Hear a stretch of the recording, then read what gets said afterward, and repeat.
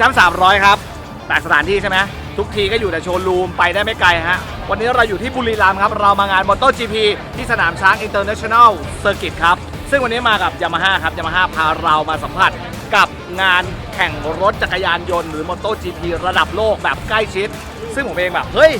ต้องมาว่ะงานเยอะแค่ไหนกูก็ต้องมาเพราะว่ามันจะมีสักกี่ครั้งที่เราจะได้ใกล้ชิดกับบรรยากาศแบบใกล้ชิดแบบนี้แล้วเป็นแบบ private exclusive กับ Yamaha ฮะวันนี้เดี๋ยวเราจะพาไปเดินในส่วนของบูธ Yamaha เดี๋ยวเราจะเก็บภาพบรรยากาศรอบๆของบูธ Yamaha ให้เพื่อนๆในแฟนคลับของ300 กะรัตไลท์โชว์รูมได้ดูกันครับแต่ก่อนอื่นครับผมต้องบอกอย่างหนึ่งฮะวันนี้เรามาถึงบุรีรัมย์ดีใจมากๆเราเห็นความยิ่งใหญ่อะ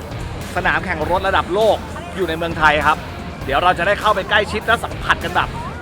ภาพจริงๆอ่ะของการแข่งรถ MotoGP ระดับโลกอ่ะซึ่งผมว่าถ้าไม่ได้มี Yamaha ผมคงไม่ได้มาเพราะว่าตั๋วก็หายากแถมไกลด้วยเมียก็ไม่น่าจะให้มานะฮะก็วันนี้ได้มาร่วมงานกับ Yamaha รู้สึกสุดยอดมากๆเดี๋ยวเราพาเข้าไปเยี่ยมชมบูธอย่างที่บอกข้างต้นแล้วเดี๋ยวจะเข้าเก็บบรรยากาศข้างในว่าวันที่เราดูแบบสดๆอ่ะมันจะเฟี้ยวขนาดไหนครับ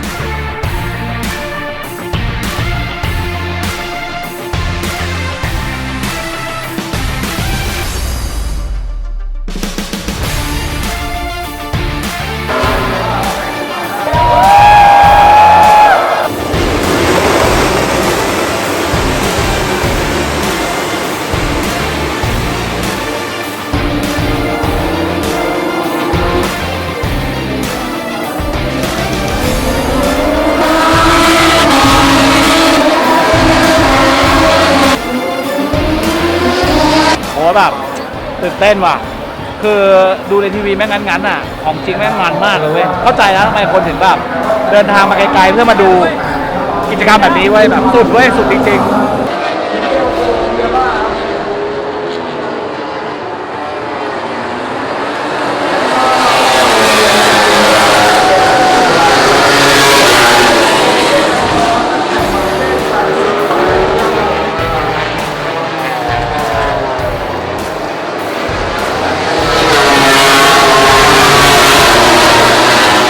สรุปเลยฮะวันนี้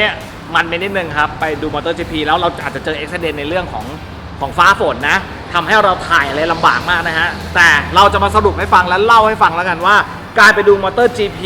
2022 ครั้งแรกในชีวิตของผมเป็นอย่างไรครับไปดูนะผมบอกเลยว่าคือมันได้อรรถรสอ่ะได้กลิ่นน้ำมันได้กลิ่นยางเว้ยยังไม่พอได้เสพบรรยากาศรอบทิศทางแบบ360องศาเฮ้ยมันเฟี้ยวมากได้ยินเสียงคนเฮได้ยินเสียงคนเชียร์ได้เห็นภาพบรรยากาศเสียงมอไซค์ที่มันบิดแบบแรงเสียงมันดังมากต้องใส่เอียร์ปลั๊กเลยอะที่ปิดหูอะแล้วก็มีอย่างหนึ่งที่อยากแนะนำสำหรับคนที่ไม่เคยดู MotoGP เลยนะถ้าคุณจะไปดูให้สนุกและคุ้มค่าบัตรที่สุดคุณต้องทำแบบนี้ฮะคุณต้องศึกษาก่อนว่าคะแนนของแต่ละคนเป็นยังไงแล้วคุณจะเชียร์ใครแล้วคุณต้องจำสีรถของเขาไว้ได้นะเพราะตอนที่มันวิ่งมันเร็วมากยังไม่รู้ว่าคันไหนเป็นเบอร์ไหนอย่าไปดูเบอร์นะมึงไม่มีทางเห็นเลยว่าเบอร์เขาเบอร์อะไรแต่ให้จำสีรถให้จำลักษณะเขาแล้วกันแล้วก็ในส่วนของการที่คุณจะไป MotoGP นะต้องเตรียมตัวในเรื่องของเอียร์ปลั๊กต้องใช้นะฮะต้องใช้เลยอย่างแรกเลยครับหมวกนี่ต้องใช้เลยแล้วก็ใจนี่เต็มร้อยต้องไปเต็มร้อยแล้วสนุกนะฮะแล้วก็ไปเชียร์คุณต้องหาคนที่คุณเชียร์แล้วชอบจริงๆแล้วเชียร์มันจะยิ่งมันด้วยมันมากกว่าการที่คุณดูในทีวีครับวันนี้ผมบอกเลยว่าการที่ผมเสียเวลา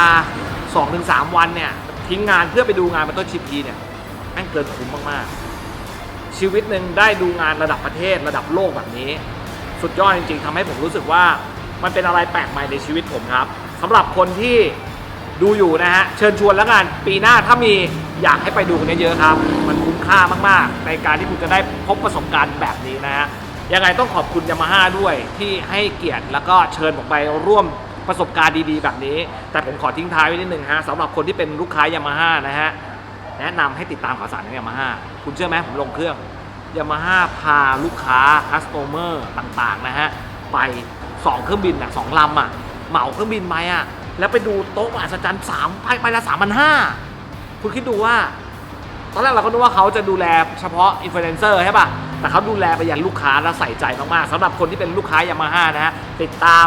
รายละเอียดงานต่างๆของ Yamaha ได้นะครับเพราะว่าเขาเนี่ยดูแลแบบซื้อรถกับเขาไม่มีเหงาแล้วกันสำหรับคนที่เป็นลูกค้าของ Yamaha นะครับสำหรับวันนี้ต้องขอบคุณ Yamaha มากๆนะฮะที่ให้โอกาสและผมได้รับเกียรติไปร่วมชมงาน MotoGP 2022 เป็นบันทึกในชีวิตผม1ชีวิตเลยฮะ1ครั้งในชีวิตเลยที่ได้ไปร่วมงานดีๆแบบนี้ฮะต้องขอบคุณยามาฮ่าด้วยลำพังผมเองคงไม่ได้ไปครับได้อานิสงส์จากยามาฮ่า